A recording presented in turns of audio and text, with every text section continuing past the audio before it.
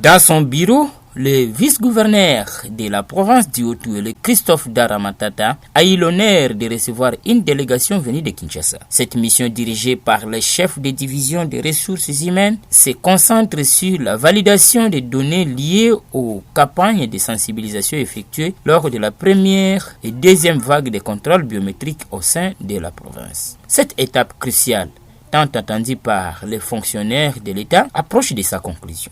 Le vice-gouverneur a réaffirmé son engagement à soutenir la délégation durant leur séjour à Isiro, tout en exprimant sa gratitude envers le gouvernement central pour son écoute attentive aux besoins spécifiques de la province, en particulier vis-à-vis du président de la République, Félix Antoine Tshisekedi. La ministre de tutelle, Rachel Makassiane, a également marqué cette rencontre d'un élan d'espoir, évoquant les nombreuses requêtes adressées à Kinshasa. Selon elle, les fonctionnaires de l'État peuvent envisager un résultat positif car les dernières étapes de ces longs processus vers l'exécution sont désormais entamées. Le chef de division Zéphiré Kombe Mangbaou a remercié le vice-gouverneur pour sa disponibilité et a clarifié l'objectif de leur visite, confronter les données envoyées à Kinshasa avec les réalités sur terrain afin de valider les matricules de tous les agents de l'État dans la province. L'objet est simple, la validation des données issues des recensements, identification biométrique première et deuxième vague de la province de Haut-Uele.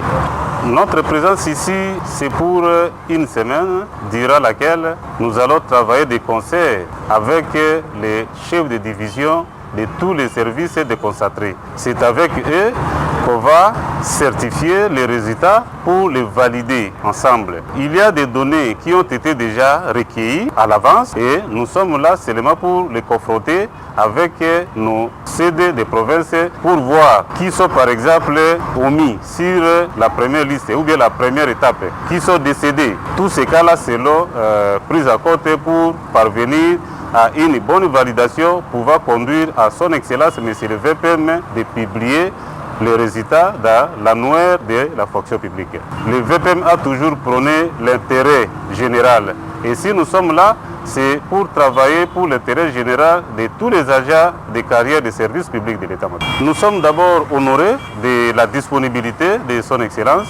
Les préoccupations qu'il a soulevées nous tiennent à cœur. Et nous sommes là pour rectifier les tirs. Là où ça n'a pas marché, nous allons toujours plaider leur cause auprès de l'autorité pour rectifier les tirs. Le message doit être celui d'espoir, puisque nous sommes tous agents publics de l'État, ce sont nos frères et sœurs Haut-Uele.